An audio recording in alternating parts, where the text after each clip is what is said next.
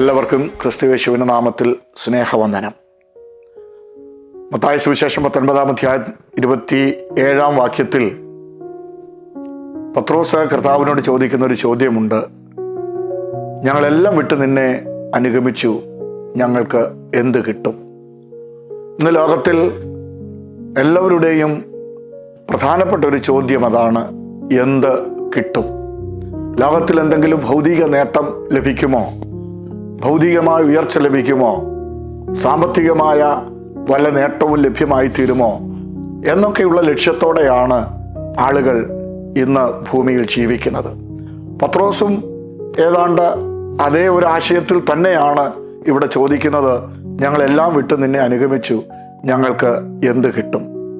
എന്നാൽ കർത്താവ് അതിന് കൊടുക്കുന്ന മറുപടി നമുക്ക് അവിടെ മനസ്സിലാക്കുവാനായിട്ട് സാധ്യമായി തീരുന്നുണ്ട്. കർത്താവ് പറയുകയാണ്, എന്നെ അനുഗമിക്കുന്നവന് ഒരുപക്ഷെ ഈ ലോകത്തിൽ ഒന്നും ലഭിച്ചില്ലെങ്കിലും അവന് നിത്യത ലഭ്യമാകും എന്ന് കർത്താവ് പറയുന്നത് നമുക്ക് മനസ്സിലാക്കാൻ കഴിയുന്നുണ്ട്.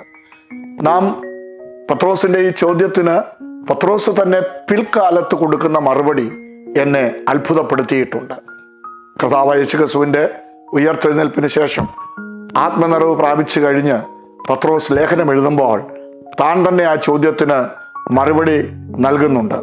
പത്രോസിന്റെ 1 ലേഖനം 1 അധ്യായം 4 വാക്യത്തിൽ ഒരു വലിയ അവകാശം സ്വർഗത്തിൽ എനിക്ക് വെച്ചിട്ടുണ്ട് എന്ന് പത്രോസ് പറയുകയാണ്. പത്രോസിന്റെ 2 ലേഖനം 1 അധ്യായം അതിൻ്റെ 3 വാക്യത്തിൽ നമ്മൾ വായിക്കുമ്പോഴും അവിടെ പത്രോസ് പറയുന്നുണ്ട്, നിത്യമായ നശിച്ചു പോകാത്ത ഒരു ശ്രേഷ്ഠമായ നന്മയാണ് ദൈവം ഒരുക്കി വെച്ചിട്ടുള്ളത്. എഫെസ്യ ലേഖനം 3 അധ്യായം 20 വാക്യത്തിൽ പൗലോസും ഈ ചോദ്യത്തിന് ഒരു മറുപടി കൊടുക്കുന്നുണ്ട്. അത് മറ്റൊന്നുമല്ല, നാം ചോദിക്കുന്നതിലും നനയ്ക്കുന്നതിലും അത്യന്തം പരമായി അവൻ നമ്മെ വഴി നടത്തും എന്നുള്ളതാണ്.